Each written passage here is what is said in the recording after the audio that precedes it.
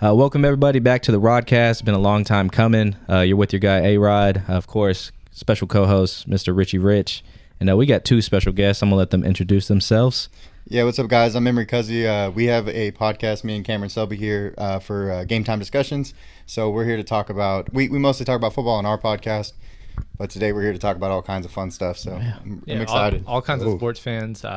Mostly our podcast consists of college sports, NFL, specifically fantasy football too. If you guys want to get into that, we'll kind of cover a lot of topics today. Gambling. Yeah, absolutely. Call the number 1-800. Yeah. If you come hang out with us, there's some degenerates for sure. But no, I'm excited, man. I mean, let's straight on into it. Football's back. Yes. Football's back. It's been, man, it felt like I enjoy baseball, but it's like, come on now. Yeah, it's time. Football need to get around the corner. We've been seeing some NFL preseason games. Let's just start with that, the preseason. Okay. Who have y'all been seeing, who's been really catching y'all's attention, and why are you smirking? You know who been catching my attention in the preseason? Talk to me. My Bears, man, of course. Oh, man. Tell me what you've been liking about that. I've been liking really just how Ben Johnson, seeing his coaching style and seeing how he goes about how he handles business, how he isn't letting anybody with Eberflus, we all saw on Hard Knocks, he wasn't really. Yeah, they were talking about his beard and shit, bro. So you're saying the culture that he's bringing? Yeah, he's holding people accountable, doing things like that. Whereas with Flus, a lot of the other coaches, it was I don't really know what they're doing. Yeah. So yeah, I like that we really get to see okay, this coaching staff really knows what they're doing. They're holding people accountable, cussing people out, putting the first group off the field if they don't know what they're doing. Yeah. Even last night, the Bears had that win over the Chiefs in the preseason, but he was still saying he wasn't happy with the first group. That's good. Yeah, because they were down 20. Setting that standard, standards for the team. That's good. Yeah, it was 27-10, I think, going to half or something like that. I mean, we just put out our prediction show for our season records and stuff, and we like the Bears as a team. Coming off the Matt Eberflus, like you said, Shane Waldron situation from last year. Yeah. Me and Cam talk about it every show about how they gave up 4 games. I mean, they just gave up 4 games. Trust me, he complained every day about it. I believe it was really bad. So, looking up, Ben Johnson coming in as a first-year head coach, I always question that a little bit. Yeah. But at the same time, you get a situation where you're coming in, you get a number 1 overall pick at quarterback, you get DJ Moore, you get Rome, you bring in 3 interior offensive linemen to make something happen, and so this team is really ready to be an offensive powerhouse. Very tough division, though. Exactly. Yeah, that's what I was gonna say. And also, it's no expectations sometimes are the best expectations, because last year, number 1 pick, biggest hyped pick in a deep quarterback class, and people expected big things, and apparently 20 touchdowns and 6 picks as a rookie is a horrible rookie season. And and so now there's polls on Twitter and stuff of, I'd rather start my franchise with Drake May, and it's just nothing's changed except for one inherited just awful stuff. The other one, no one expected anything, and now here we are. But I mean, it's a fun thing. It's a tough division because last year they just set the record for most cumulative wins by 4 teams. Yeah, and so no one's expecting the Bears to do anything. Now it's I think it's a good year to, maybe we were a year early, maybe we still might be, but I think it could be a slow burn. Ben Johnson, I like the way that he kind of made Caleb drink from a fire hose a little bit the first half of training camp. And I think he's really kind of starting to figure it out, and there will be some lumps, but I feel good about where they're going. That's good. I mean, it makes sense too with y'all's division. It's even if y'all do good, other 3 teams are probably doing good still too. Yeah. So it's really a dogfight in that division. It's going to be, NFC North is going to be crazy. Yeah. Well, that's why I'm happy I'm in the AFC South.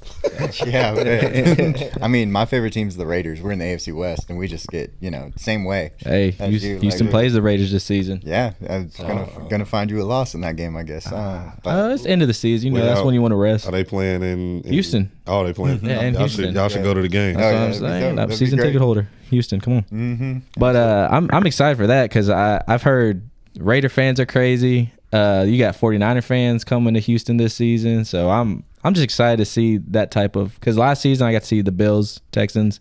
Bills Mafia come strong. I'm going to be real. That was like, it felt like 50-50, and it kind of was disappointing. Yeah. But they come strong. One of my bowling teammates is a Bills fan. He Bills crazy I'm telling you, that Bills. Yeah. I saw them jumping on the table, like jumping through the table, whatever they do. I said, oh man, they're making us look bad out here. Yeah, they out there tailgating in y'all parking lot. Exactly. Well, yeah, because it's cold up there. Yeah. You know what I mean? You want to tailgate up there. Yeah, I went to a Cowboys and Bills game during Thanksgiving a couple of years back, and I was in the end zone. I was surrounded by Buffalo. I'm like, who the hell are? Yeah, nah. How'd y'all get here? Didn't even know they had that many fans. Right. Mm-hmm. Yeah, frostbite. That's all they get. Yeah. But now, who else has been like really catching y'all's attention in the just right now for the preseason? So from an individual perspective, we do a lot of best ball. Best ball is basically a fantasy platform where you just kind of draft a team, let it sit, let it cook, and it automatically imports your highest scoring players. And we took a lot of late round targets on some guys like Ollie Gordon. Okay. Ollie Gordon's a former Doak Walker Award winner with Oklahoma State. Troy Franklin, former teammate of Bo Nix in Oregon. Yeah. And both, Ollie coming off a bad year, but still went to the draft anyway. Troy Franklin had a horrible rookie season, but we were just like, we're going to take stands on these guys. And Troy Franklin has played so well that they traded a starter that was playing ahead of him. Damn. And so to, feel really good about the stand we took on him. Ollie Gordon, basically every Miami running back's hurt, and he's made the most of his expectations. Like Jalen Wright's the other guy. He's outperformed him like 130 to 19. Damn. Overall plus injury. all-purpose yards. Plus injury. And the injuries. Yeah. So kind of a couple of those guys stand out. And then also from a team perspective, Cincinnati, they've gotten off to slow starts basically every year with Joe Burrow, and he made it a priority to where they're going to want to start off fast, because last year, if you remember, they had banged up. T. Higgins was out. Jamar was in his contract dispute, and they lost to New England. They were the biggest favorite that week. That's what costed them the playoffs. They lost the AFC game. Tiebreaker wise, they didn't. Yeah, with the Steelers, right? That was the. But they lost that too, I want to say, right? Yeah, they lost game one, though. That really put them So they made a priority. They want to get off to a hot start, and so he's finally healthy because he had the wrist injury. Everyone's paid. Everybody's paid now, at least on the offensive side. Yeah. So we actually had a bold prediction video, and one of them's predictions was they're going to have the best offense, and they are going to have the worst defense. Yeah, we're going to just see how that. So it's going to be like, that's kind of always been their problem. Yeah. Like, offense is great. Defense is like, So it's going to be like when they played the Ravens. Yeah. Like just high. 35, 34. It's going to be fun to watch. 80-point games. Yeah. Yeah, they were 25th last year on defense and 9th on offense. So I think they even spread out more now that they're not bringing back their 17-sack guy and Trey Hendrickson. Oh, yeah. He's still with them, though, right? Like they're still trying to look for packages for him? Yeah, so they're looking for trade packages because they don't want to pay him, even knowing he earned everything that they franchised him. Were like, prove it, and he said okay. He led the NFL in sacks, and they're like, no. What do you have, like 18 and a half? 17 and a half. 17 and a half? Yeah, 17 and a half. Dang, then TJ got paid. He hit 30. Yeah. Man, and they had the opportunity before all these guys, because Myles Garrett, TJ Watt got paid, and all these guys. Even Micah is coming up, which that's a whole different ball game. Yeah, that's fun. That'd be a fun topic. You had the chance to get the bargain, and you chose not to. Same with T. Higgins. Like they waited a year late for him, and now he's getting paid upper 20s when you could have gotten for like 22. Yeah. They have the most expensive top three: Joe, Jamar, and T. Higgins. Sure. Yeah. If so to add on to that, though, I know you wanted some more. I know everybody's favorite name right now is Jahori Krosky-Merritt. Bill Krosky-Merritt. Y'all heard of him at Washington? Yeah. He's the running back. Yeah. He is an amazing story. I don't know if y'all have seen like his story. Started FCS Alabama State for 3 years. Okay. Transfers up to New Mexico. And has 1,100 yards at New Mexico. Damn. Kills it, right? Then he goes to Arizona and transfers to Arizona after Jed Fish had left. And when he gets to Arizona, there's a situation with his eligibility because he's a fifth year, but there was a situation at Alabama State that messed it all up. So he wasn't allowed to play. Oh, wow. He goes to the Shrine Bowl, is the MVP of the Shrine Bowl, right? I didn't know what to do with him when we were ranking these running backs. Like it's impossible to figure out what to do with the guy that didn't even play the year. So he comes out, he's him, and now he's going to possibly most likely start some games for Washington because they just traded Brian Robinson. Yeah. He's the big name, like the big fish right now. I mean, that Brian Robinson, well, probably because of him. Yeah, Brian Robinson that's just got saying. traded to San Francisco. Yeah, I saw that. Which I think that's a good fit for him too, to be honest. Yeah. I think that will help Brian a lot too. What does that mean for Christian McCaffrey though? I mean, he's good. He's just always hurt. I mean, with him, it's just like if CMC is like the favorite from being like the 101, he gets hurt for you. But if you don't expect something from him, he's been RB2, RB2, RB1, and RB1. Yeah, it hasn't been close. So he's him when he's but good. He's the only healthy skill player essentially they have because Ricky Pearsall, he was off an injury. Now he's healthy, but it's the one that got shot, right? Yeah. Yes. Yeah. But they've kind of recycled in veteran receivers to try to. And then people keep getting hurt. They signed, he got suspended 3 games. So it's just him, George Kittle, who's aging. He's had injury issues too. So yeah, I mean, at least their players aren't getting kicked off because of meth. Yeah, sure. So. Yeah, did you hear about Jimmy Ward? No. For the Texans? No, what happened? He was on meth. Yikes! Like, man, that's a captain. Yeah, I was like gonna that say, hurts. That's a captain. That's a little extreme. Bro. And then C.J. Garner goes down with his injury. Thankfully, it wasn't. It's not for a season. Yeah, right. But you never know when you're trying to rush something like that, and if you either benefit from it or make it worse. But wait, what did C.J. Gardner Johnson hurt? His knee, I want to say. They thought he tore his ACL. They thought it was an ACL. They were they announced he tore his ACL off the rip, and then the next day they were like, no, that didn't happen. It's a hard sprain or something. Yeah, so it wasn't good for sure. Yeah. It was definitely not good. Nah, but he gets to wear number 8 now. He's happy about that. That was his first tweet. As soon as bro got traded, he put the 8 ball. I was like, yeah, that shows where his mind was at. Yeah, it's priorities. Watch Mechie be great at Philadelphia now. They basically got all of Alabama and Georgia on that roster now. Mm-hmm. It's insane. Him and Devontae Smith reunited. So. It's a strong team, man. We talked about we did our power rankings today, and it's like, well, they have a curse. You know, with Cam we talk about how long since 2004? So after their Super Bowl title in 2017, the following season was 9-7.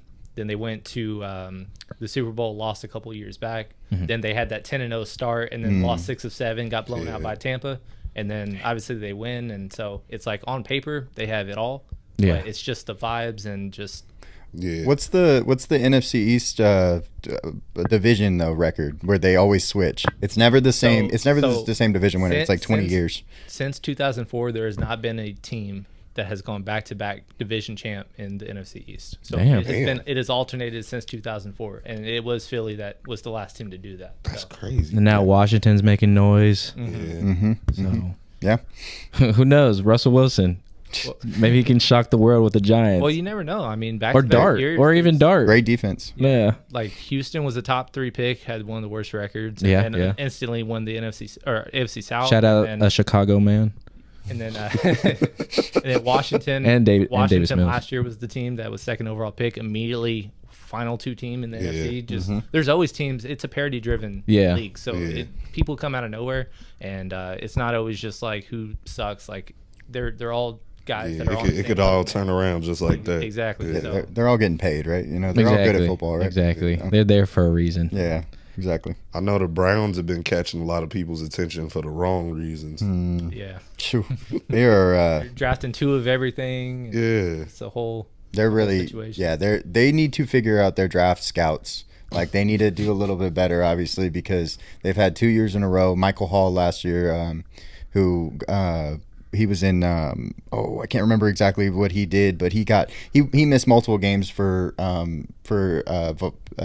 charges, and I can't remember what they were. And now you got Quinchon, who gets domestic charges, and then of course it gets dropped, but the NFL is going to do something about it. We don't even know when he's going to play. He's not signed. They need to get their scouting department a little bit figured out, to say the least. Somehow Andrew Berry got an extension off of all this stuff, including the Deshaun Watson trade. Yeah. That's like the worst modern trade whole thing, I've ever seen. Yeah, that organization. Shout out the Browns, man. Shout out the Browns. They helped that organization got some things to Browns figure got out. A Brown. Yeah. Man. And then what? Sanders? What? Any hype about him lately?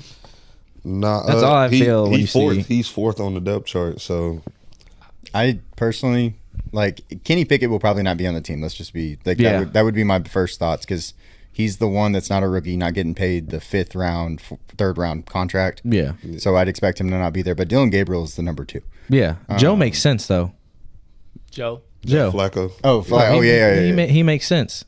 I mean, sure. Like, I guess veteran wise, I mean, they might win. He's not going to help them win games. Yeah. And the problem is they have no receiving core, beat up offensive line. Defense is just okay. Like the whole like Myles Garrett thing when he was like, "Oh, I know who our quarterback's going to be." Yeah. And then it was like, who? Because like I'm still waiting. Yeah. You tell him, you know.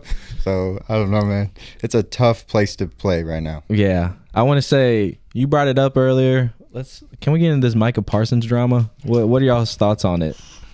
I want the Bears to trade for him, but Khalil Mack 2.0. Yeah, exactly. Khalil Mack 2.0. But same package and everything. I wouldn't. I wouldn't want to give up. Yeah, that's what I'm saying. I like who we got right now. I wouldn't want to give up that many people for him, but. Yeah, I don't know what's gonna happen with that. It's gonna be crazy. Well, he messed up his whole situation by reporting to camp, because once you report, you cannot leave, and if you don't, they can freeze your contract and say that this season is not accrued and we can redo this again next year. Like the whole point of holding out is just never reporting, and you can be fined or eat fines and have it swallowed up later. So he messed up because he showed up. Exactly, because he thought something was going to happen. And I think there's a little wrong on every single party, but he is the epitome of a guy that you want to pay as somebody that stays out of trouble, who bleeds, like reps jerseys of former players everywhere he goes on his podcasts and stuff, stays out of trouble, instant impact, barely hurt, and you didn't pay him when you could have. Those are not the guys that you pay late. Yeah. Especially when you saw all his counterparts like get paid. It's like the price is only going up and up and up, and when you publicly perceive it as if he's in the wrong, like that just looks bad overall. Exactly. Yeah.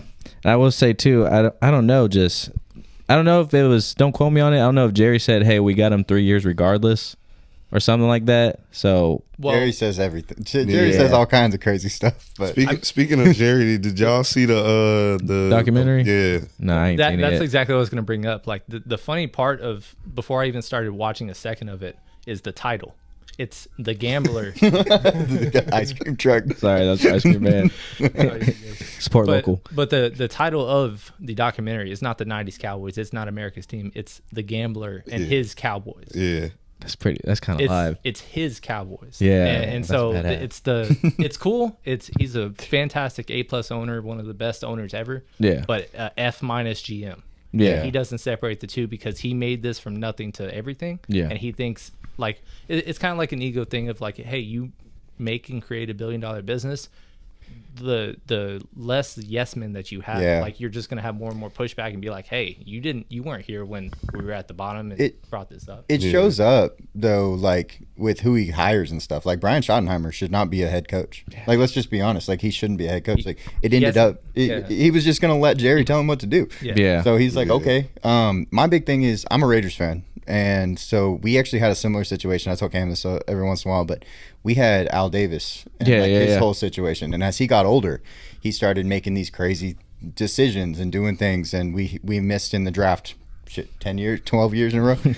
We got Henry Ruggs, we got Gary Conley, we got Robert Gallery, we got Jamarcus Russell, like Darius Hayward-Bay. Like, hey, I forgot about Henry.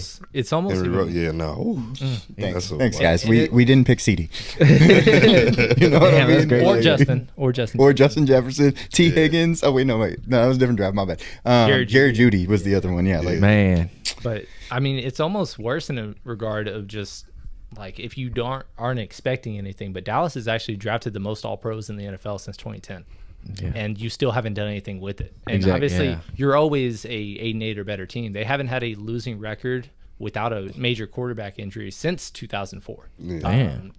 Other than that, it's broken collarbone by Tony Romo, broken leg, it's a pulled hammy, broken thumb. But other than that, like, those are the only bad seasons that they've had.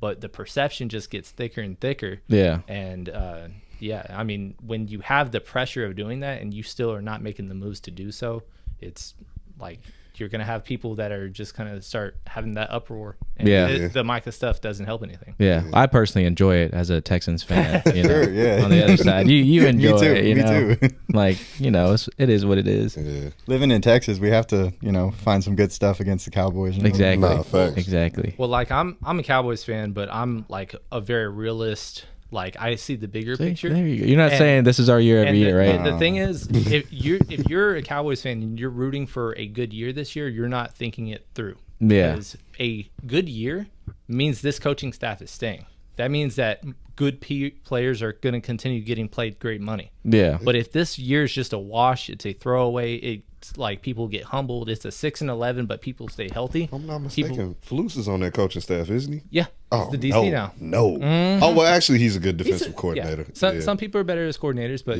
Brian Schottenheimer, he's that's head of the table. Who else was interviewed. That's the head of the table. Yeah. Backwards visors. How do you feel, since you're a Cowboy guy, how you feeling about Dak this season? We love him as a fantasy quarterback. Yeah. He loves putting up numbers when he plays from behind. Yeah. I mean, he's kind of been in one of those things where he's alternated good years, bad years, but the bad years kind of coupled also with injuries. The ankle, The problem is just his cap hit is double what Jalen Hurts' is. And you can't be surprised that you don't have the talent around you because he's always had talent around him. Now this is his first year. He hasn't had a top 10 offensive line. And yes, they brought in George Pickens, but they still have a terrible run game. Cornerbacks, they're like picking people off the streets because so many are hurt. The Micah situation, draft was okay, I would say. They reached on Tyler Booker. They were okay. But they got Blue too, right, from Texas? Yeah, but he was our 25th running back and they on our drafted board. him in the 4th round.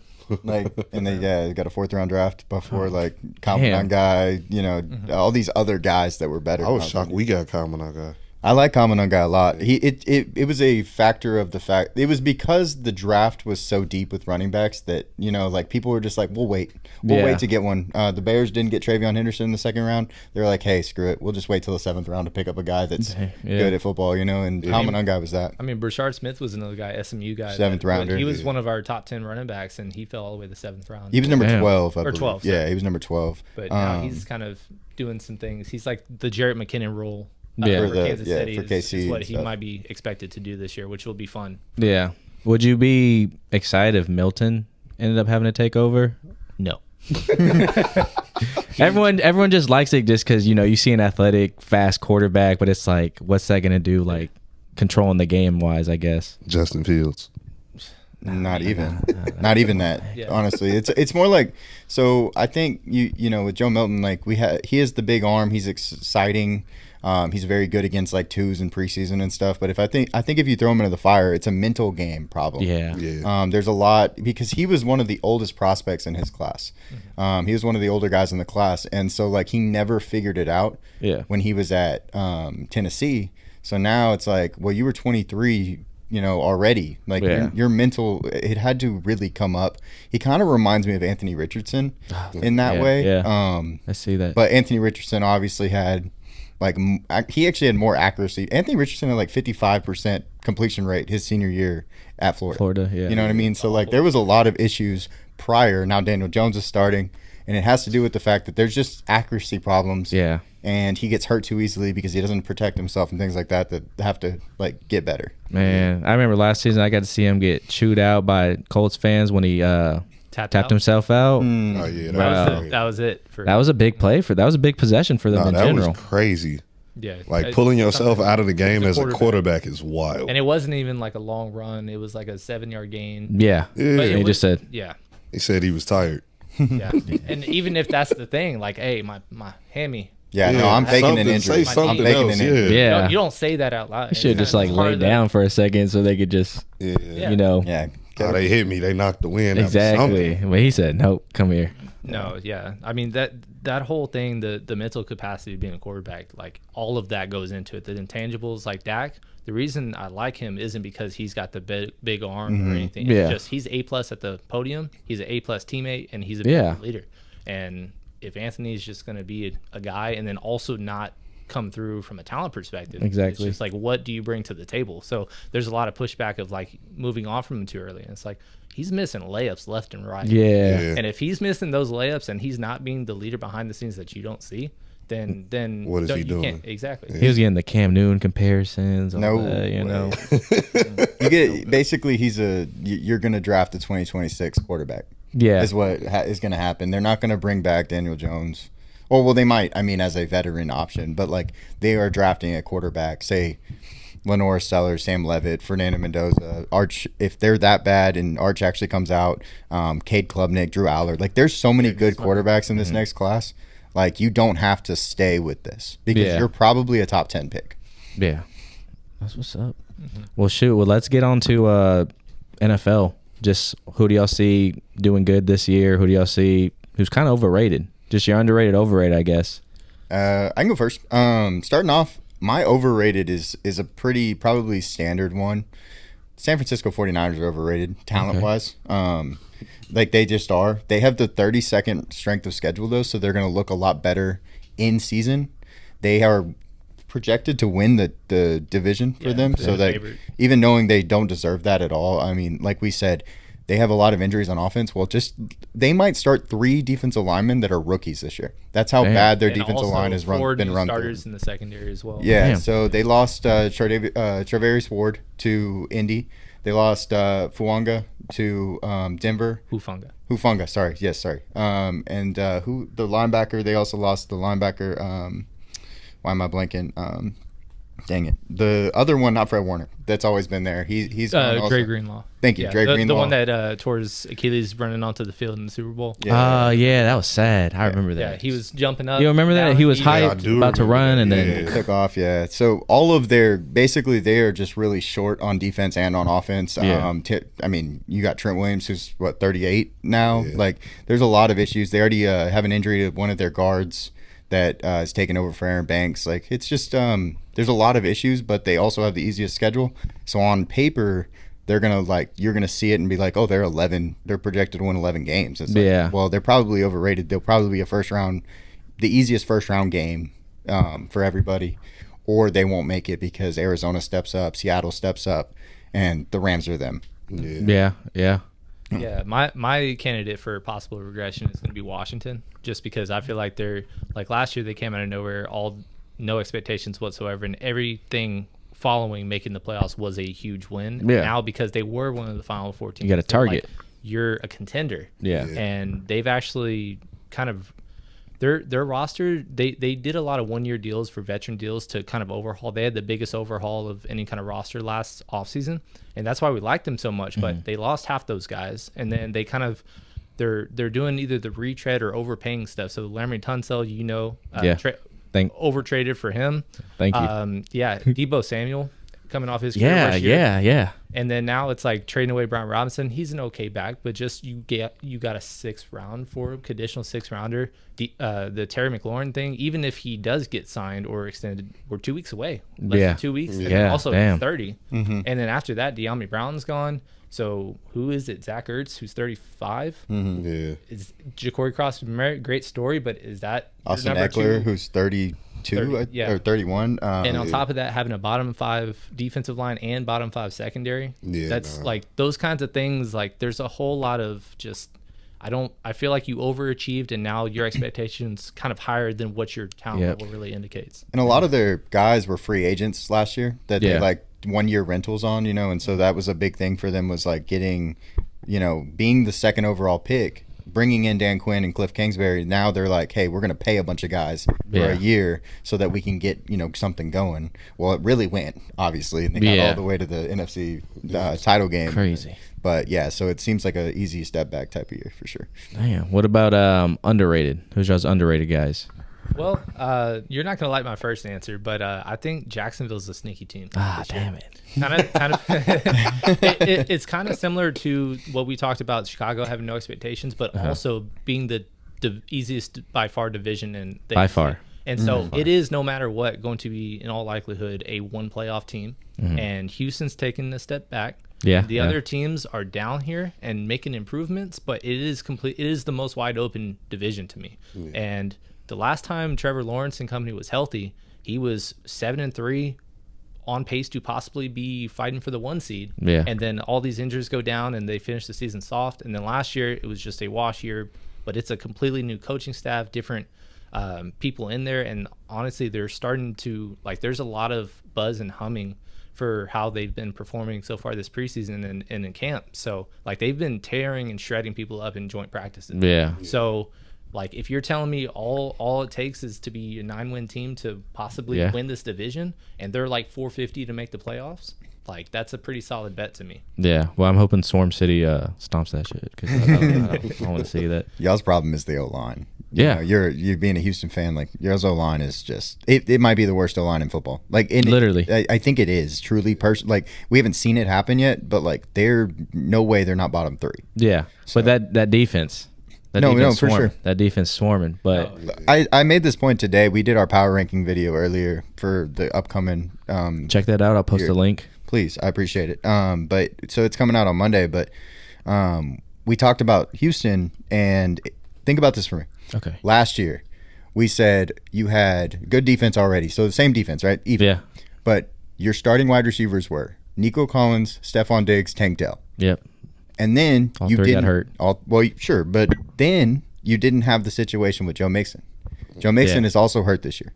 So Joe Mixon was healthy, and you had those 3 receivers. Now you have Nico Collins, Christian Kirk, Jaden Higgins. I don't know who's actually going to play. I think Higgins. Okay, sure. And then you have Joe Mixon, who is out for multiple weeks indefinitely at the moment. You're going to start Nick Chubb. Like, very different. Yeah. Obviously, a easy team to think that they will go down. And we even talked about this historically great rookie running back. Yeah. Woody Marks is somebody. Yeah. He looked good out there right now. Shoot. Well, he's not even playing in front of Dare Ogunbowale. Yeah. Right? Yeah. That's Shaw's 4th running back. And he's 25. He came out as a rookie. He's basically 25 already. Like, he's a grown man. Yeah. Grown man. He got kids. Yeah, exactly. It's just one of those things where they're going to have to just win 20-17 every week, and the NFL, weird shit happens, and you can't rely on that. We saw the Jets last year. That was everybody's disappointment, because they were like, all you got to do, Aaron, is be better than Zach Wilson, and he was not. Yeah, dude. And they actually got worse. Yeah. So going into last year, they had a top 5 D-line, top 5 linebacker core, top 3 secondary, and they still could not outscore people. Yeah. So, I mean, that's just kind of one of those things where it's like, yeah, it's great, it's elite, but if that's all you got, you saw the J.J. Watt won a depoy when they were 2-14. Yeah. Should have been MVP. Deserving MVP that year. Yeah, deserving.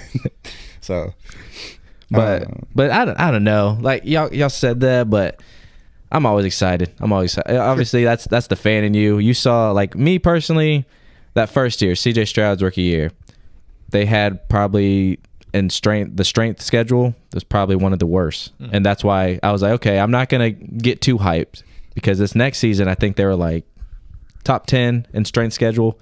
And it showed. I mean, they had the same record.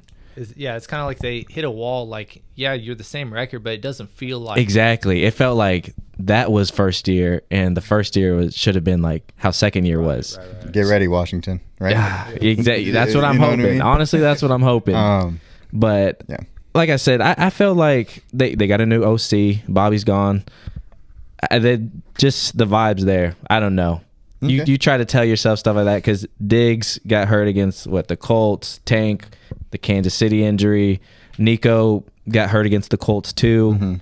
And I mean, they still had grit to find ways to like get it done. It just never felt like you had the team as a whole. Exactly. I mean, they said Nico, Diggs, and Tank basically all played together for 2 games, 2 or 1 game, something like that, because everyone kept getting injured. So it's like, it's always those what could have, should have type of things, but it's like the Harden, Kyrie, and exactly. Exactly. We can say that was a disappointment, but we literally didn't even see it. Exactly. But then the thing that I look forward to is my quarterback is CJ Stroud. I just feel like for Cowboys, I'll never bash Dak. Performance-wise, probably. But as a leader, how he motivates and just rallies his team, I feel like I have that in CJ Stroud. Like, that's someone who you're going to, like, fight for. Yeah. And that's what you need in, like, your culture for football, I feel like. I've listened to a lot of podcasts that he's a guest on. He's such a great interview. Yeah. Yeah. He's such a great talker. He's engaging. And I'm glad he's not on a lot of podcasts this year, because everyone took notes on that. That's what I'm saying. Like, you on the couch more than you on the field. Him and Micah, man. Him and Micah. Yeah, the thing that I hope with him is just because it feels like all the young star quarterbacks have been drafted by AFC teams. So I feel like there's always going to be some, like in the West, like there's always all-stars that don't make all-star games because they only take 3. Like De'Aaron Fox has been a one-time all-star, and it feels like he deserves to be 4 or 5 because he's just like a 25-point game. I mean, that's just kind of what it is. He a Spurs hater. So you're a Spurs hater? I actually played with De'Aaron Fox. He's Houston everything. Okay. Yeah, I actually played with De'Aaron Fox back in the day. We were at Houston Hoops. Well, yeah, but it's just as an example. I mean, there's other, like, throughout our whole childhood. And so with the AFC, it's like C.J. Stroud, what is like the 7th best quarterback in the AFC? Maybe. Yeah. And you think 7 out of 16, that's not very good, but he would probably be arguably the 2nd best in the NFC. Yeah. So I just don't want to see like something he didn't achieve or he got moved on prematurely because you didn't break through. Justin Herbert's kind of dealing with that right now. Yeah. He's top 5 talent. But y'all know Day. That man thinks Justin Herbert's like Jesus walking on water, bro. I swear. Bro, when the Chargers got Keenan Allen back, I was looking for Day. I texted him. I'm like, hey, bro, like, are you happy now? Because when the Bears got him last year, he was texting me like, man, I'm so mad at y'all. Like, he said a lot of things we can't say on this. Yeah, bro. He was texting me some crazy shit. And I'm like, bro, what did we do to you? Like, y'all the ones that traded him. So once they got Keenan Allen back, I'm like, are you happy now? Yeah. He was excited, though. Yeah, I'm like, now that Justin Herbert has Keenan Allen back, he might be a tad bit better. What's more so, it's not so much that Justin Herbert was bad during the regular season last year. Like, he won enough games to get to the playoffs. He couldn't outdo the Chiefs. Yeah. It's more so in the playoffs that we got to talk about because the Jacksonville game a few years ago where they came back AFC South, man. Shout out to AFC South. Yeah, and then you had this year where he threw twice as many interceptions in the season. In one game than the whole season. Like, that's crazy. It's one of those things where you just you have to get over that part of it. Like, it's the playoffs. It has nothing to do with the regular season. He is one of the top 5, top 10 for sure quarterbacks in the league talent wise. Yeah. Could be even higher. But you look at it when he was at Oregon. He went 9-3 at Oregon. He had Penei Sewell and Kayvon Thibodeau, and had studs everywhere. And they couldn't get over the hump because he's a quiet leader. And some people just need a little that isn't exactly always the best thing for a quarterback. You need Michael Jordan and them punching people in the face. Yeah. Like, it makes sense college wise, but NFL, you trying to get a ring. You got to be a leader of men. Yes, in the NFL. Yeah. But shoot, again, shout out the AFC South, man. Y'all showed y'all got y'all's number on the Chargers. Sorry, Day. Yeah, he didn't talk to me for 2 weeks. He didn't. It was. That was kind of how I felt when the Texans beat the Bears last year. I was like, bro, it was first game. It is what it is. But that's probably our wrap up with what NFL. Yeah. So we can get on to the college football. Yeah. I mean, my team's never that fun to watch. Oh, a Houston fan. Connor Wegman, baby. Tanner Cozy will come in. I had an A&M friend, and he was like, he sounds like he's from Houston. I said, what do you mean by that? Well, I know you wanted to talk about, which programs might, jump into the playoff picture and stuff. Yeah. I kind of want to, I know Cam's going to talk about one of these teams, but I want to go, kind of broad on what my first idea is, the Big 12. And I'm going to read some teams off because I just want everybody to realize how wide open it is. The Big 12 has 8 teams that I think could literally make the conference championship. Damn. So they have Colorado, Iowa State, Kansas State. Always sneaky. I was just watching Iowa State and Kansas State before Farmageddon today, baby. Yeah. I found out today that apparently that's not a conference game. They're not. It's not a conference game. It's not a bowl game, but it's they out the country. It's not part of the conference schedule for them. But Colorado, Iowa State, K-State, Utah, Baylor, TCU, Texas Tech, and Arizona State. All those teams. I name all them names. Which one are you going to tell me is better than the others? Honestly, it's a really so it's a really broad conference. Every other conference is kind of there's 4 teams that you're those are the teams. This is them. Nail those. But with this conference, it's dang, how do I pick if all of them go 7-2? And we did a prediction show, me and Dustin. I don't know if y'all know Dustin, but on our show we have that's the basketball one, right? Yeah, we have another co-host that we played basketball with before. That does college with me, and we picked. I had 5 7-2 teams coming out of the Big 12. Damn. And I had to do these crazy tiebreakers to figure out who the heck was actually going to play in the conference championship. You know what I mean? Because it's just so wide open. Yeah. And so I think that's pretty like a cool way to think about the Big 12 is how broad it is. So Houston even has a chance because if you remember last year, the last team in Arizona State was projected to be last in the conference. They won the conference. Yeah. Oklahoma State was projected to be first. They went 3-9 and lost the conference. So just putting it out there. And I mean, even the odds reflect that if you're not getting my hopes up, but thank you. No problem. I'm here for you. Connor Wegman's good. I believe it. No, but like most of the Big Four conferences, like the favorite or there's two big favorites that are like plus 200 or better. Yeah. Favorite for the Big 12 is plus 550. Damn. So that's basically like 3x worse than the Big Ten, which is like Penn State and Ohio State, and they would be minus if they weren't in the same conference. So Penn State's for real though. Like that number 2 is that's for real. They brought back a lot of people. Yeah, I got some names for you. You want me? Yeah. I was gonna say. Okay, so I do it without it. It's fine. So Drew Aller, the quarterback, he is. So the reason they're number 2, and the reason they're gonna stay up there is because they actually have the quarterback returning. There's 2 teams returning real quarterbacks. It's Clemson and Cade Klubnik and Drew Aller for Penn State. Those 2 guys are the ones that are returning that are going to be in the top 10, right? Okay. Because you got Texas, who's getting Arch. We want to believe that Arch is good, but he has not truly started a season yet. Quinn has started over him, right? Yeah. You have Ohio State, Julian Sands coming in. You have, name a team, right? Like Michigan, Bryce Underwood, like, you know, the whole group. So the big reason that they're, you know, really ranked high is because Drew Aller's back. But they also have Nick Singleton and Katron Allen at running back studs. They brought in 3 receivers because we've always said, oh, Penn State's problem is they don't have receivers. Yeah. They didn't get a single reception to a single receiver. It's all tight ends and stuff like that. And with Tyler Warren there last year. So you got Trevor Pena coming in from Syracuse. You got Devontae Ross. You got Kyron Hudson. Bunch of guys, right? Yeah. Returning most important positions, left tackle Drew Shelton's back. On defense, this is one of the best defenses they've had. I wish if Abdul Carter would have come back, it would have been like the number 1 by far. Yeah. But like Danny Dennis Sutton, I don't know if you know that name. Remember that name. Zane Durant, AJ Harris we had him going 8th overall in our mock draft to the Miami Dolphins. Like that's their corner. Zakee Wheatley, like they've got guys. Top to bottom. He's about to make me get a notebook and I'm telling you, man, you're gonna need to know these names. I'm upset because Penn State is in the same conference as my Illini. Yeah. But yeah, so Penn State's good. Clemson's the other one that I think should be considered as like a favorite, just because they play in the ACC. They're actually returning more than I just named for Penn State. Damn. And they have the best defensive and offensive line combo in the nation. And I think that's where you win college football games. Yeah. They're returning 4 offensive linemen, and then they've got Peter Woods, who will be a top 3 guy in most draft rankings, and then TJ Parker, who's going to be a top 5 guy in most draft rankings.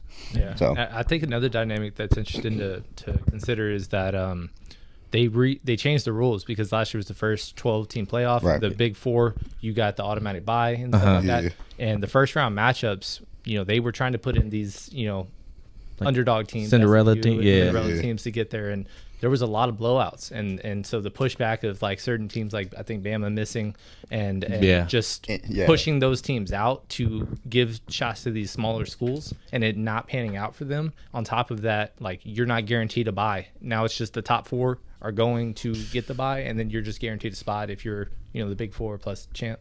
Like SMU got beat 38-10. They got blown in the 4th quarter. They finally scored a touchdown. And then you had Indiana, who got blown out. Like there's a bunch of teams that he's, you know, like we did this to get the views up, not nobody want to see a blowout in the playoffs. Right. Yeah, exactly. I just feel like it'll be a lot of chalky kind of. It's just all Big Ten, SEC. Basically to make the other spots up, and as long as they don't beat up on each other. If like somebody's 4 losses, like you're not gonna you have 3 losses will be the lowest. A three loss Georgia team's still gonna get in probably in all likelihood, unless they lose, you know, significant players at the end or something. It would be, and Georgia's schedule really makes it easy for them. So it's gonna be one of those things. Texas' schedule kind of dog water too when I saw it. Yeah, I mean, you're talking about the SEC. Every SEC schedule is going to be hard, right? So, like Oklahoma, absolutely shafted. Like their schedule is super difficult. But LSU has a little bit easier of a schedule. I'm not as high on LSU. A lot of people are really high on LSU. They think they're going to be a top 12 team, but they have the schedule. Florida has this first. I don't know what they did. 2 years in a row, they get the number 1 strength of schedule, dude. Like just like, hey, yeah, y'all, they did something wrong. I don't know what it was. They're getting punished. They made somebody mad. Yeah, man, it was. They saw the Aaron Hernandez show on FX. Swamp Kings. Yeah, that too. Yeah, probably shoot. But man, that was good. See, I told y'all, man, I brought some good guests. If you want that football knowledge, man, these are your guys. Like for real. I feel like I'm a student right now, just in the classroom. No, I wish we would have shot this before my fantasy draft. Oh God! I mean, luckily mine's tomorrow. Man, I did mine Wednesday, but we were talking about it. I still did pretty good. Wait, you got 12th pick. You don't get to choose, unfortunately, but no, you get the back-to-backs though, right? Yeah. So, but yeah, I mean, if you guys did want to give us a follow or shout out, Game Time Discussions, we have Discord, YouTube, Twitter, all that fun stuff. We're getting heavy into the last fantasy season drafts and stuff like that. And on top of that, we're going to get right into the season. I mean, football's kicking off today. So anytime you want to interact, have any questions or anything, want to vibe, want to discuss something, like we're all. These are your guys, man. Yes, sir. And I was happy how we connected. At first we just played basketball with each other a couple of times. Our friend Brandon. Well, that was my mutual. Yeah. I used to hang out with you at the Y. We used to play at the Y way back when you worked there. Yeah. Well, I always thought, because I look like a senior in high school. Like I looked like I was 15. He looked like he was like a grown man already. So I was like, oh wait, he was in my grade, because you were 16, right? Yeah, I was a 2015 grad. Okay. Same still, it was, and he was, I was a little guy. Still am a little guy, but that's the YMCA days, and then you told me about the podcast that you were doing. I mean, like I said, we just give love. That's it. Like I hate when people try to like try to just not provide, I guess. Yeah. So, and I was excited for you, because you really did, like, you were like probably the only one that's reached out to me who's like actually like got straight to it. Like a lot of my friends, I've had a lot of people stop like, hey, what do you do? Blah, blah, blah. And then they just ghost it. Because, I mean, it is hard. The consistent scheduling, the just doing all that stuff. It's a whole second job. It really is a grind, but it's fun. And I feel like that's where we've connected, because we like try to make it organic as possible, and just it's talking sports with the guys, as locker room talk is what we try to really get it to. Ours is a little bit more structured. That's what I was telling him. I was telling him we can't look dumb on this. We can't. We can't look dumb. Well, no, I mean, like when we come into it, like I don't necessarily like bring a ton of notes or anything like that, but like we have a conversation about whatever we are set up to talk about. Like this show is more like, hey, let's have a conversation about your life. It's kind of an interview style. Like let's talk about whatever. But on ours, it's like, hey, we're talking about, hey, we got tight end, fantasy football tight end rankings. So we're talking about that one specific thing, you know what I mean? So it's always nice to actually be a little bit more, go with the flow. Because I don't go with the flow that often, except for on live streams. Like live streams are where we can like kind of just, talk about whatever. On here, it's like you can just kind of go with it's open book. Exactly, for sure. But shit, well, let's this is my fun topic. Let's talk about some combat sports, man. Amen. Obviously, you're not a big UFC guy. Nah. I don't know if you're a big UFC guy. I watch. I play DFS with it, but don't ask me who did what and when and all that stuff. I'm there for the vibes. The last weekend we got to see Khamzat get that title, man. A lot of people were discrediting it, not appreciating the dominance he did to the champ, DDP. I mean, 5 rounds of 23 minutes of control time is insane. I mean, probably from your point of view, it looked lame and boring because he's just wrestling him and controlling him. But like, you got to think like, that's tiring though. But like, think of it, you're the champion and you're getting controlled 23 minutes on your back. You can't. You got to fight back. That's the thing. He couldn't at all. And then when he put him in the crucifix and he had 5 crucifixes during the fight. And if you don't know what a crucifix is, it's basically where you have no capability of moving your body. You've probably done it to your sibling. Yeah. Sure. So you've probably done it to your sibling. Put one of their legs in between one of their arms in between your legs, and you hold the other arm down with your head and your arm, and then you just smack them. That's it. Head's right here, and you're just beating the hell out of them. Yeah. And he wasn't even punching him. He was just like, it was more annoying. He had like 700 strikes, regular strikes. Look, Khamzat I was not a big fan of DDP, and Cam can attest to this. I've been talking about it a long time. I think that it's so ridiculous that he's like, oh no, I just walk forward and I wing punches, and I'm not technical and all this stuff. It's like wild. But it's like, hey, that's kind of like disrespectful to the guys. To the craft. Like when you're like, hey, like I any normal guy could do this. Yeah. And it's like, no, bro. Like you actually have like legit. Like he is legit. Like like championships and stuff in other sports and stuff. But my big thing is, I think the UFC, like, Khamzat is going to reset the middleweight division, and I've been waiting for it because I just think it's so old. You got Marvin Vettori, you got Jared Cannonier, you got these like older Izzy, Sean Strickland, you know. Or Izzy, man. Man, they're aged out though. Yeah, all of them are aged out, and we're going to see 6 month. And Strickland, yeah. Huh? I was gonna bring up like he just got suspended like 6 months. Yeah, because he's ridiculous. He really just says whatever he wants. But you know, like he just like Khamzat's gonna reset this division, and I'm excited about it because I think the middleweight division has been the worst division in by far for a long time. By far. So that's my big thing. My only concern, the health. That's it. Sure. But other than that, I agree. Well, I actually was really happy to see the cardio. Because we talk about him against like Kamaru Usman, and he just sends it. Tanked and it's out. like my biggest thing, he tanked out in the halfway through the second round. Yeah. This man went 25 minutes and was fine. Yeah. Just kind of hanging out. Just smiling, smirking the whole time. Putting his whole body on DDP, making him hold his weight and stuff like that. That's just like tough. Yeah. I do want to give a shout out to those UFC fans that were watching some UFC this morning at 3 a.m. in China. I did not. I woke up at 4 and I said, okay, we can watch this. I was over there half sleep. No. How do you feel about UFC going to who are they going to? Was it Paramount? Oh yeah, they're going to be free. It's not going to be it's not a pay-per-view model anymore. Yeah, which is awesome because then boxing's trying to do that, or boxing did. Boxing is trying to do that. They're trying to go to like Netflix and stuff like that. Well, I don't know if y'all watched that first Netflix stream, but it was horrible. It was like it was terrible. You saw Mike Tyson's cheeks. You saw Mike Tyson's cheeks. It was awful. I didn't even watch it. It didn't work until the last fight. I was like, okay, buffering.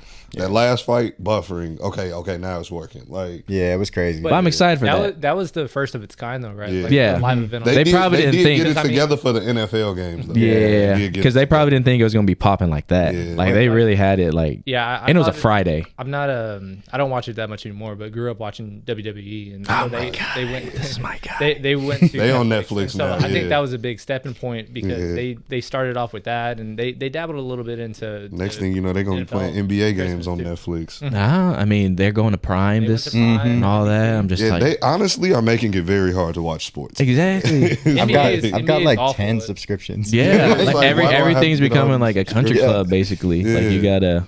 Yeah, it's frustrating. But did you see they were complaining about some of the NBA games on the schedule being so late? Oh yeah. Yeah, they moved like the like double header, like the second one's like 10 p.m. for Central Time. And it's just like damn. Yeah. Like it's like I was already going. Like you're giving the NBA players more reasons to complain. Yeah, you know, that's all. Can't it is. do that. But since we're still on combat, the sport of boxing. Oh no. Gervonta Davis versus Jake Paul. What's going on in boxing? This is just. I get it. It's for the money. I was gonna say. I feel like everything is just a money grab nowadays. Like Tank is in his prime. Like when Floyd fought, he was like 50. Yeah, you know what I'm saying. Mike Tyson fought him. Mike Tyson is like 80 years old, bro. Like, but Tank, you're in your prime, bro. Like, why are you fighting? And then Tank didn't even win his last fight. No, it was a tie. It was a draw, and I felt like it shouldn't have been a draw. I think he lost. Yeah, exactly. So like, for you to not take that rematch, and now you fighting somebody that's not even a professional boxer. Is like that speaks volumes though. Like you're at the prime and you're giving up already like that. Like that shows just like where boxing's at. And everybody just too dramatic nowadays. There's a bunch of drama queens and kings in sports. In sports, bro. It's like, bro, what are we doing? Like, can we get back to fighters fighting like fighters, bro? Like the best of the best. Yeah, really. Like a lot of people, they try to blame Floyd, like, oh, he didn't fight nobody in their prime, but it's like Floyd earned it. Yeah, Floyd was fighting. Early Floyd, that offense was ridiculous, and then as he got older, he was like, all right, you got to touch me. Yeah, the defense was always there, but as he got older, the defense just got crazy. Best defense. I don't think. Yeah, I was gonna say I don't think we'll ever see another defensive fighter like Floyd. I wish the Big Show beat him. I will say that. I will say that. 2008. Yeah. Hey, I completely forgot about that until that was a gem for sure. But yeah, nah, that Tank got to get it together, bro. Like, because I haven't seen one person say, "Oh man, this is gonna be good." Like, I just been seeing a bunch of complaints. Like, what are you doing? Just trolling. Yeah, like, what are you doing, bro? Like, why are you taking this fight? But at the end of the day, also, it's just kind of like they don't really care, or at least the polls, they don't really care about the reaction. They just care about a reaction. So like, it's like that's their money. With wrestling, it's like it doesn't matter if you cheered or booed, but silence is the biggest enemy of a wrestler. So like, if somebody hates you, they want to see you get knocked out. So like they get money no matter what. I will say they are entertaining. Logan, they are on WWE, bro. He's that's his calling. that is his calling. Like he's really good. He's technical. He's a high flyer. Like he's what you want to pay when you see a wrestling show. Like that. He's that guy. That's why he'll get to fight John Cena now. So. If you're getting to fight John Cena, you must be doing something right in WWE. It's the same thing, though. That's what we're talking about right now. John Cena is just Mike Tyson. Like, that's the same thing, man. They bring it back. Well, no, but like they bring back the old legends. They're bringing back the old legends to like get these guys money. It's a money grab. It's not like, you know what I mean? I will say too, I never knew with WWE, like everyone's old. Yeah, I really never knew that. Well, also the problem, like at least my complaint about the modern wrestling is just a lot of it's like they're trying to show off athleticism and the talking. And I grew up on the story, the telling, the promos, like, fucking somebody over, like those kinds of things. And now it's just like we're gonna do reverse counter, reverse counter, reverse counter. No, everybody over here doing no front move flips means and anything, and it's just like it's not entertaining to me and I guess our generations. Agree. Yeah, I agree. It's hard to top the Attitude Era though. Exactly. So it's. I'm not saying bring Vince back, but I ain't saying that neither. But it's just that Attitude Era of wrestling was just so exciting, especially being young. Every week was Triple H. The Rock was a mid card, which is crazy to think. Yeah, exactly. Which is crazy to think. Even after the Attitude Era, like even the Ruthless Aggression Era, was like really solid. I mean, I feel like that was kind of grown. It grew on us more so than it was in the moment. See, there was a lot of we're getting his nerd out of him. We're getting the nerd out. I'm not a boxer. I'm not a UFC. I'm wrestling. That's I'll tell you, I'm all the above. So back to real combat sport. No, oh man. UFC Noche looks disappointing. I do want to say that.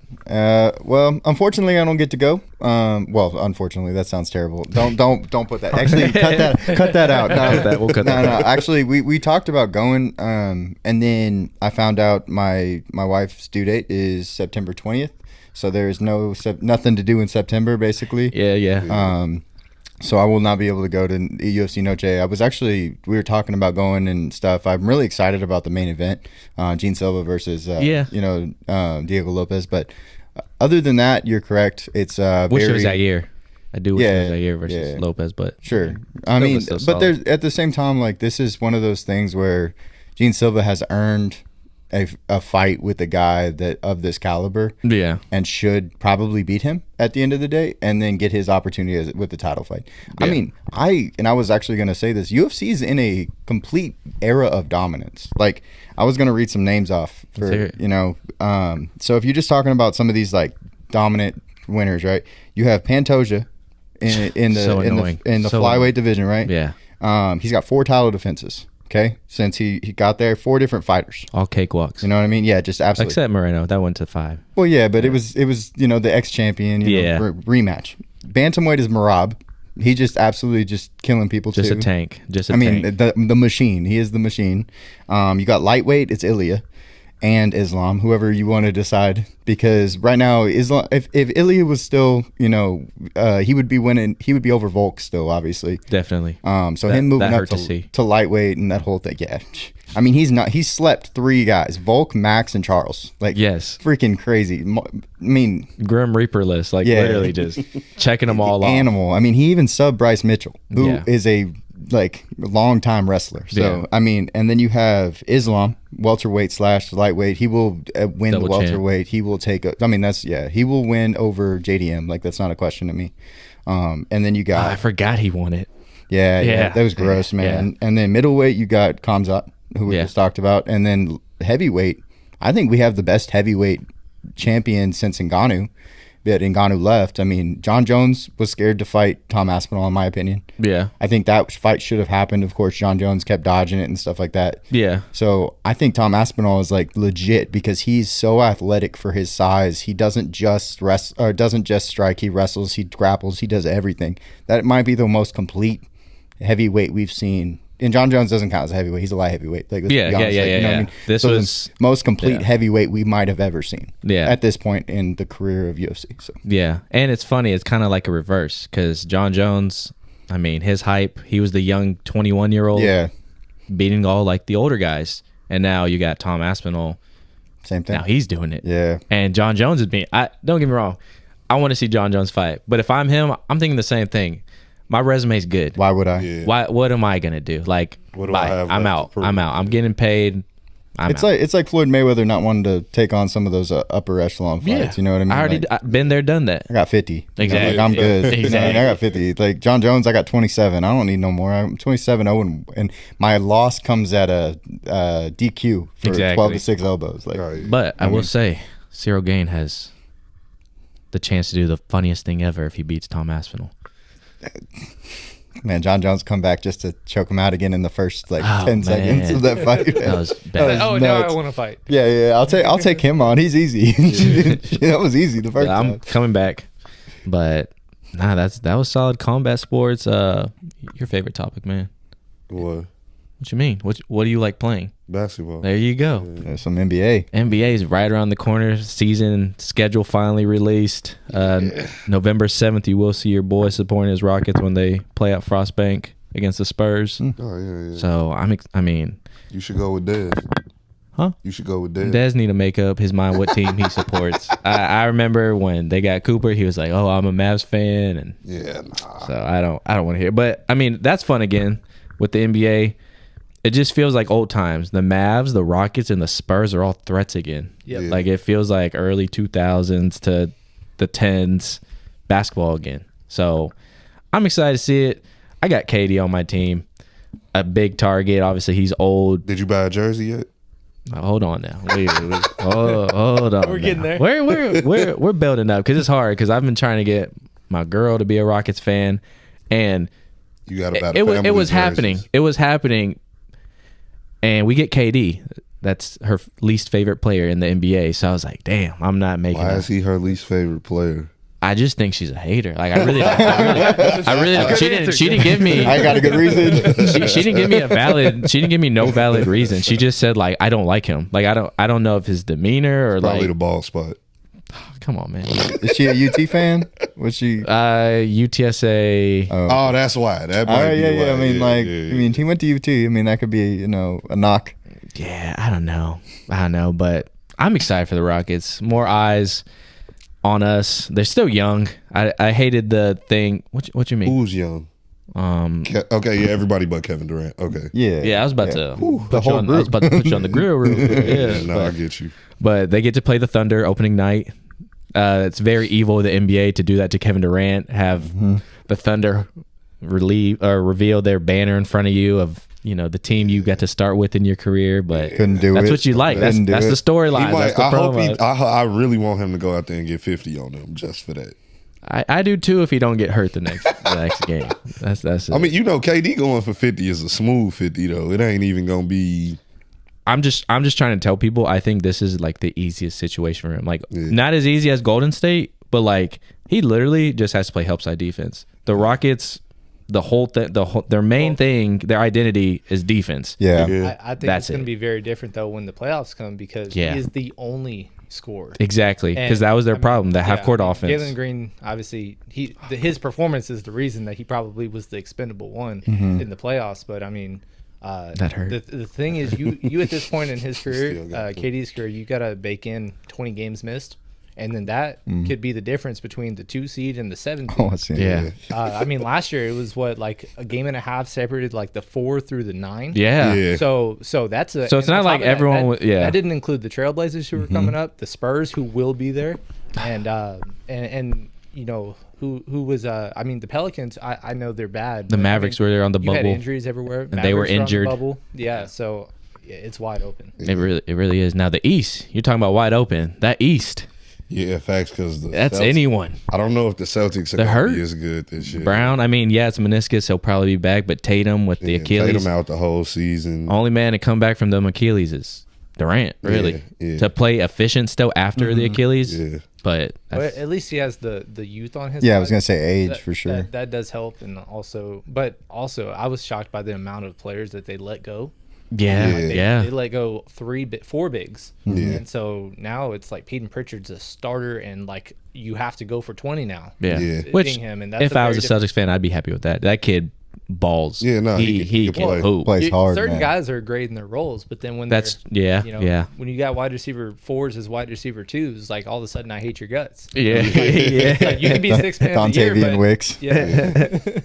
So, but yeah, I wish that they didn't have such a one-sided, and they didn't do East versus West because of how it's always been this way. And it feels even more evident now. West real competitive, East just top. Bro, it's like the 13th seed in the West could probably be a top 6 team in the East. Man, that's how crazy it is. Bro, you know how many times I've talked about that to where I wish they just put the top teams in general, like no East or West, just like right top now, 16. I think the over-under wins, if I remember correctly, the Kings are like second to last. They've got DeRozan, Domantas Sabonis, and Zach LaVine. Is that not a top 7 team in the East? It is. That's the thing. Like you brought up Fox earlier. Monk too. You brought up Fox. He was just in the West. Yeah. If he did that in the East, they're at top 5. If he went to Milwaukee, hypothetically. Oh my gosh, him and Giannis. Can you imagine that? No, that would be crazy. A lot of athleticism in one place. Yeah, bro. Too much. Shoot. I was gonna say Rich was kind of mad about this. I was kind of mad about this. You're the Spurs fan, so you got to be the oddball. We talking 2K ratings. Okay. Victor Wembanyama. 94. 94 or 5? 94. Yeah, he was 9th overall, but 94 was his rating. Look, I know it's just 2K ratings, but sometimes you just scratch your head. I ain't gonna lie, 94 is crazy, bro. He was over like who? I want to say over Braun, Curry. Or no, Curry was like 95 with 95. Anthony Edwards was a 95. Yeah, he was 5th.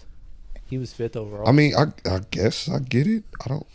The biggest problem to me is that I think we've given too many 90s out. Now, yeah. Like we grew up on NBA. My first basketball game I remember playing extensively was NBA Live 2005. Yeah. Oh, like, there was 2 90 overalls. Yeah. Like Timmy D was like an 87. That was Finals MVP coming off in his prime. He's 87. Yeah, they got to be tougher with the grading scale. 24 now. 24 90s. 24 90s. Oh no, what? Or no. There's 12 90s. And then there's like 12 more that are 89 or 88. Yeah, I did see a lot of 89s and 88s. It's like, damn, we putting Jaren Jackson as a fringe 90 player? Like, we putting them up there? So he this is his live reaction learning that right there. Yeah. Like Jaren, JJ. Triple J. Like, 89. Like, foul out, Triple J, you know? Bro, we still, 89. What does he do to deserve a 89? We still got Rudy Gobert being an 85. Well, like, what are we doing? If Triple J is an 89, I think Wemby is a 94. That's all. You know what I mean? That makes it fair. But neither one of them deserve those. Yeah. That's crazy, bro. Yeah, no, I think Wemby's are all predicated on defense. Yeah, like facts. You know what I mean? 90, 100 block, everything block. Defensively, I get it, but like other than that, they were doing a lot of weird shit though. Because like I saw like they were doing like top 10s for every attribute, and they put out the blocks list, and AD wasn't top 10. Not only that, he had 2 of his own teammates that were higher than him. Who? Ronnie, wake up! Ronnie got to wake up, man. Bro, Ronnie got to wake Gafford up. and Lively, yeah. Like, what are we doing? Lively was hurt too. I know. Yeah, what is going on? Apparently, he's a block guy. This is crazy. Yeah, but this is also why I really don't play 2K. Yeah. Now that they got you got it green like a rebound and stuff like that. What? Yeah, that's the whole thing, man. I know. What? Because I stopped when like too many. I don't know. I used to love NBA Live. NBA Live was even solid. I used to be trying to make outlet passes with Chris Paul and then make me throw it out of bounds, and I'm like, bro, like Chris Paul can't make an outlet pass, like I used to hate when I try to kick it to an open shooter and it make me pass to somebody that's nowhere near. Like, okay, it's like y'all don't got the IQ. Yeah, like how am I outsmarting this game right now, bro? Like, there's no way this should be happening. So.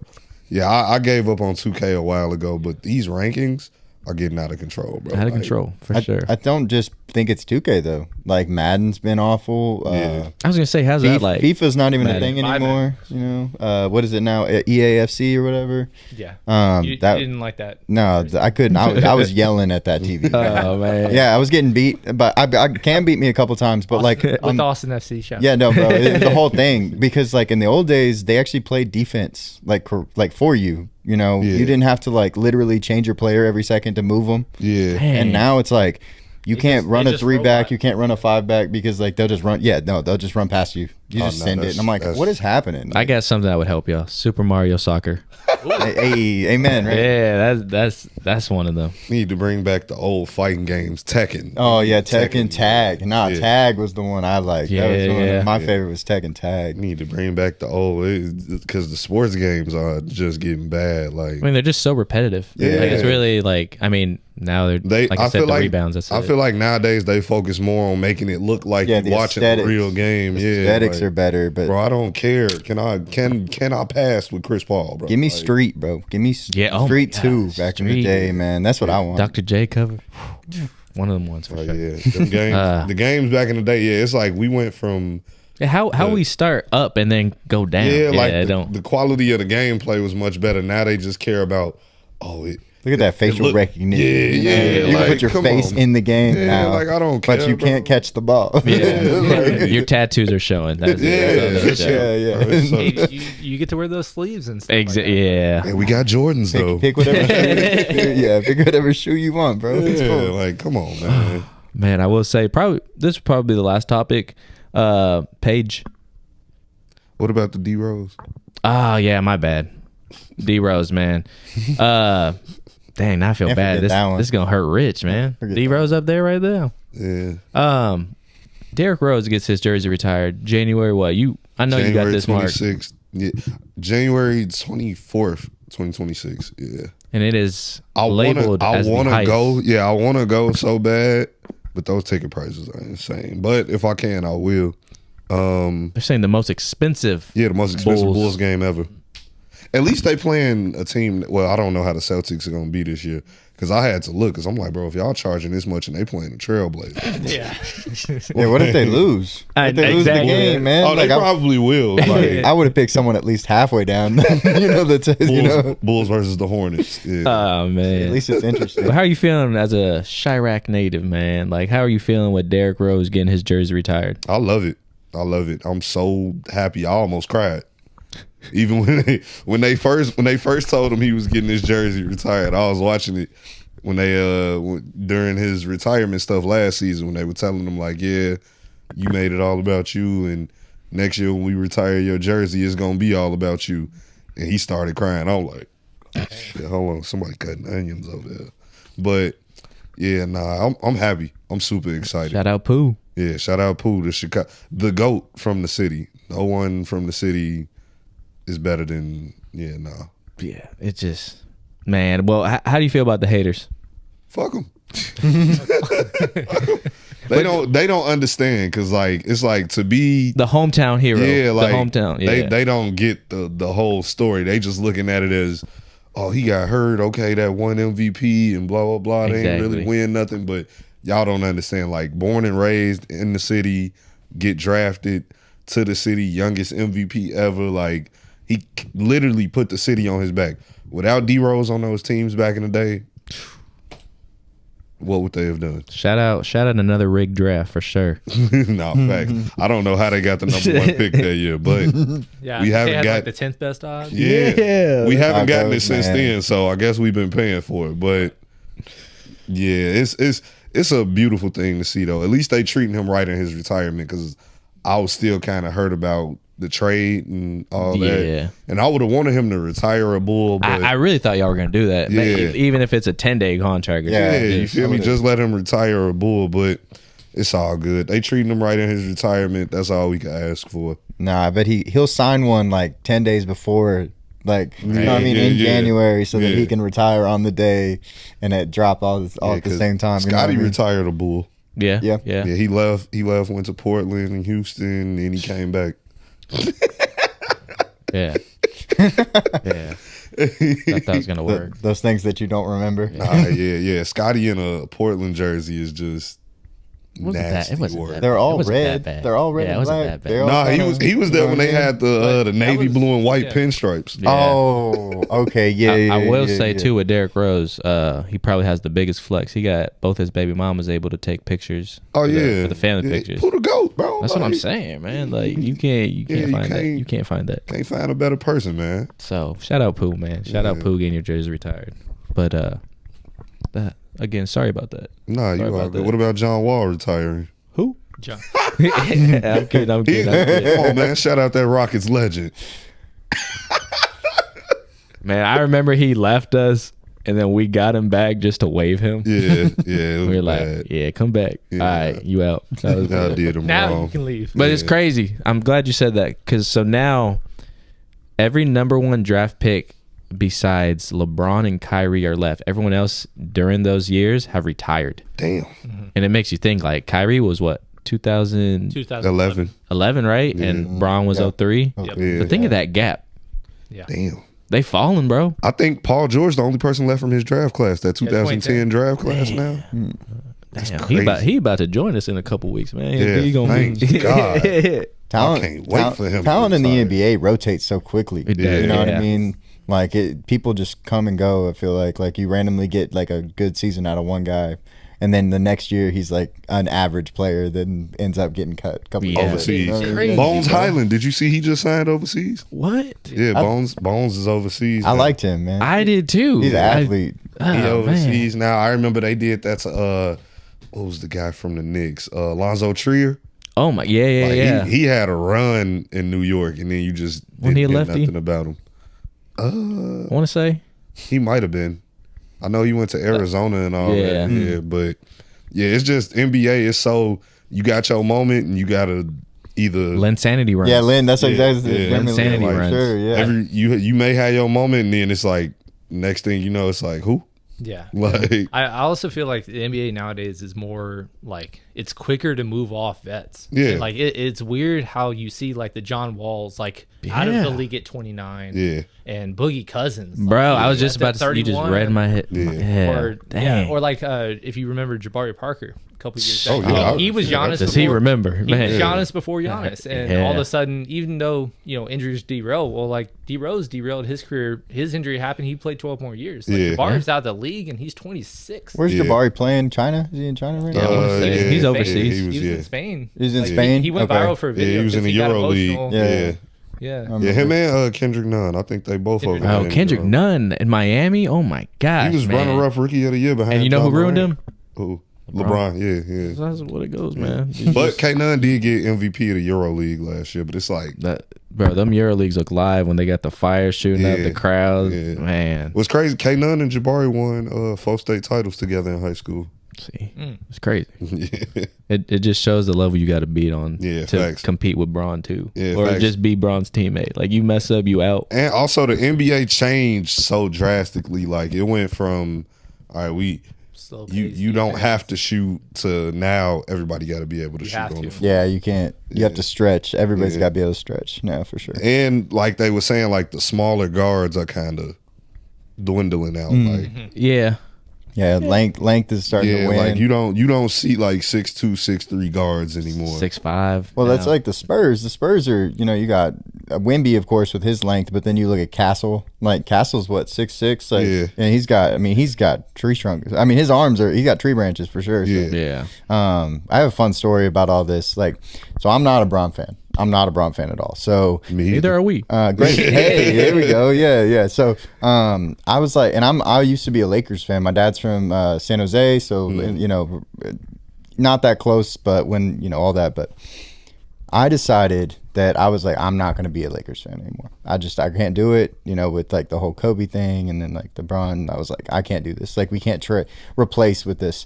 So I was like, okay, I'm going to become a fan of wherever Wemby goes. So I had a chance of being a Detroit Piston fan, you were hyped. A Detroit Piston fan, a Houston Rockets fan, or a Spurs fan, right? And I was like, wherever the lottery, we'll just let it drop. You know what I mean? So I became a Spurs fan because Wemby got to go to San Antonio. We've been to a bunch of games. It's been a lot of fun. It benefits you too. You get to see it. Yeah, exactly. Yeah. So it's been a lot of fun. We've enjoyed it. But so I'm not a Manu, Tony Parker, Tim Duncan fan. I don't. The old Spurs, we separate. No, Boris Diaw, we separate. Those are old Spurs. The new This Spurs, is new legacy. Yeah. So. We restarting it because like I will be a Spurs fan of the new team. I was all on board when Castle got drafted. He was one of my favorite guys coming out. Yeah. So I was like, okay, cool. Like I really like what they're doing. I enjoy being able to talk about it and listen to all the guys that talk about it. So it was really cool to become a Spurs fan. You know what I mean? Yeah. The only banners I'm hoping they keep putting up is Rookie of the Year banners. That's it. That's all I need. That's all I need from them. I just want Rookie of the Year. They're gonna have their 6 within the next 3 years. So yeah, they draft good. That Carter guy y'all got, Jesus. Should have been Cooper Flag.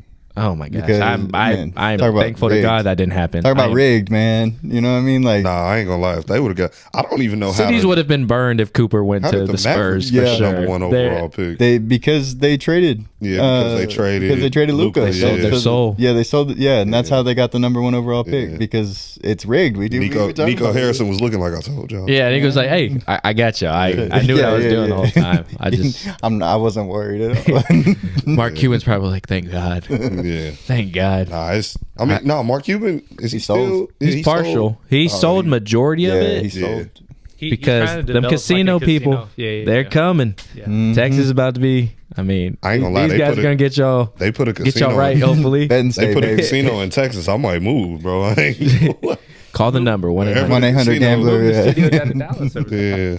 Wherever they put the casinos, I'm there every night.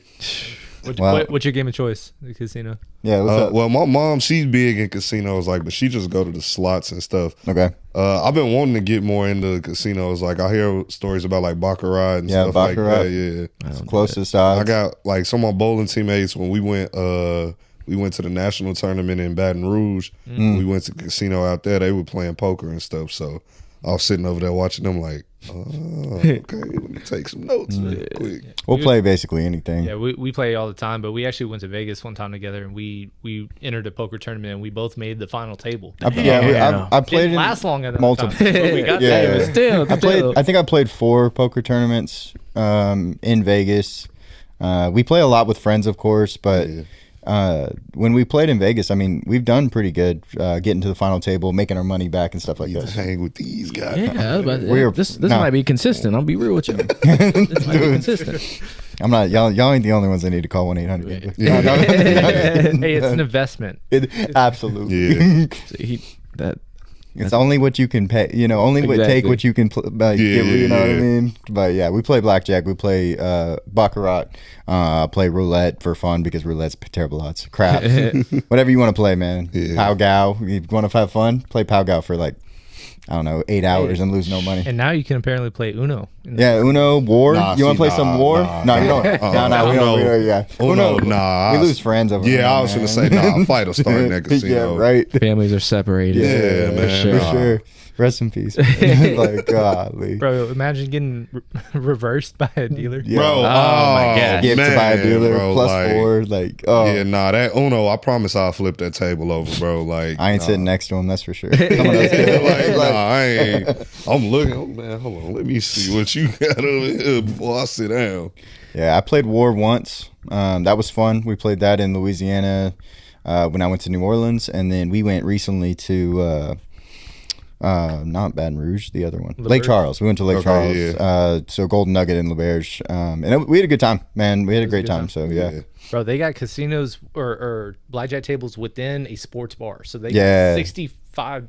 Evil, just evil. Oh man, we were there till dawn. I was in there betting on the game while I was like money line and playing over here, bro. It was crazy.